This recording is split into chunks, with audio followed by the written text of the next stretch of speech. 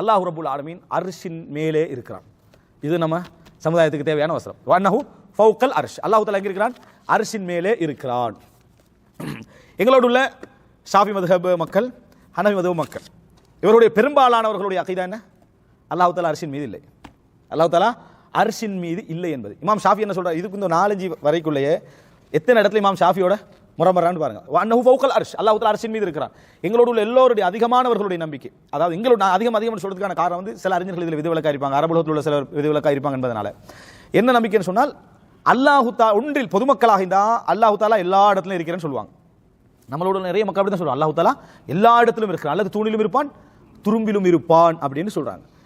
இதை படித்த அவங்களுடைய அறிஞர்கள் யாரும் ஏற்றுக்கொள்ள மாட்டாங்க. ஷாஃபி மதஹப் அறிஞர்களாக இருந்தாலும் சரி, ஹனஃபி மதஹப் அறிஞர்களாக இருந்தாலும் சரி ஏற்றுக்கொள்ள மாட்டாங்க. அவங்க என்ன சொல்லுவாங்கன்னா, அல்லாஹ்வுக்கு இடம் தேவையில்லை, அல்லாஹ்வுக்கு இடம் தேவையில்லை, அல்லாஹ்வுக்கு இடம் கற்பிக்க கூடாது அப்படின்வாங்க. என்னமோ நாங்கள் அல்லாஹ்வுக்கு இடம் தேவைன்னு சொன்ன மாதிரி. நாங்கள் சொன்னோம் அல்லாஹ்வுக்கு இடம் தேவைன்னு சொல்லி, நாங்கள் அல்லாஹ்வுக்கு இடம் தேவைன்னு சொல்லலை. நாங்கள் தேவையில்லை என்ற அடிப்படையில் அரசு சொல்லலை. அல்லாஹ் தஆலா விரும்பினா உண்டை செய்வான், விரும்பினா விடுவான், விரும்பாட்டி விடுவான். அது அவனது விருப்பத்தில் உள்ள விஷயம். மலக்குமார் அல்லாஹ்வுக்கு தேவையா? தேவையில்லை. அப்போ அல்லாஹ் மலக்குமாரையும் வச்சுக்கிறான் வகை அனுப்புறதுக்கெல்லாம் தேவையில்லை. இல்லை, அல்லாஹ் தஆலா விரும்பினா என்ன செய்வான்? அதை செய்வான். அல்லாஹ் தஆலாவுக்கு இடம் தேவையான்னு கேட்டால் எங்கடா அகீதா என்ன? இடம் தேவையில்லை, அவனுக்கு இடம் தேவையில்லை. ஆனால் அல்லாஹ் என்ன சொல்றான்னா, நான் அரிசில் இருப்பதாக என்ன செய்கிறான்? சொல்லி காட்டுகிறான். தான் அரிசில் இருப்பதாக அல்லாஹ் தஆலா சொல்லி காட்டுகிறான். எப்பொழுதுமே ஆழ்மன அகீதா எப்படி இருக்கும்? உலு, அல்லாஹ் தஆலா எங்களுக்கு மேலே இருக்கிறான், அல்லாஹ் தஆலா எங்களுக்கு மேலே இருக்கிறான், படைப்புகளுக்கு மேலே இருக்கிறான் என்பதுதான் ஆள் மனசுல எல்லா மனித இயல்புலையும் தோன்றும். அதில் நாங்கள் என்ன நம்புறோம்னு சொன்னால், அல்லாஹ் தஆலா அர்ஷின் மீது என்ன செய்கிறான்? இருக்கிறான். அல்லாஹ் தஆலா அர்ஷின் மீது இருக்கிறான் அப்படின்னு நம்ம விளங்கி வச்சுக்கிறோம். இவ்வளவுதான். ஏன்னா இமாம் ஷாஃபியும் என்ன சொல்றான்டா, வஅன்னஹு ஃபௌகல் அர்ஷ், அல்லாஹ் தஆலா அர்ஷின் மீது இருக்கிறான். இந்த இவர்கள் வந்து அஷ்அரியா கொள்கையில் உள்ளவர்கள், அதாவது ஷாஃபி மதுஹபுடைய இந்த கொள்கையில மதுஹப் ஃபிக்ஹ் அல்லாம அகீதாவுடைய விஷயத்தில் என்ன சொல்லுவாங்கடா, இந்த அல்லாஹ்வுடைய திசை விஷயத்திலிருந்து அல்லாஹ்வுக்கு திசை கற்பிக்க வேண்டி வரும், இடம் கற்பிக்க வேண்டி வரும் என்று அரசு சொன்னான். என்ன சொல்ல ஆரம்பிச்சிட்டாங்கடா, அல்லாஹ் தஆலா இந்த உலகத்தோடு ஒட்டியும் இல்லை, பிரிந்தும் இல்லை, உள்ளேயும் இல்லை, வெளியேயும் இல்லைன்னு சொல்லிட்டாங்க. அல்லாஹ் தஆலா இந்த உலகத்தோடு லைஸ முத்தஸிலன் பிஹி வலா முன்ஃபஸிலன் அன்ஹு வலா அதாவது வலா தாஹிலன் பிஹி வலா ஹாரிஜன் அன்ஹு வலா ஹாரிஜன் மின்ஹு, அதாவது அல்லாஹ் உள்ளுக்கையும் இல்லை, வெளியேயும் இல்லை, ஒட்டியும் இல்லை, பிரிஞ்சும் இல்லை.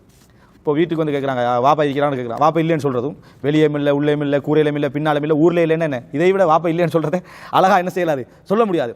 ஆனா இதை புத்தகத்தில் எழுதுறாங்க. இதே அவங்க என்ன நினைச்சு எழுதுறாங்க தெரியுமா? உலகமே படைப்பு, உலகமே படைப்பு, படைப்புக்குள்ள இறைவன் என்ன செய்யணும்? இதான் அந்த சிந்தனைக்கான காரணம். படைப்புக்குள்ள இறைவனே இருக்கணும்.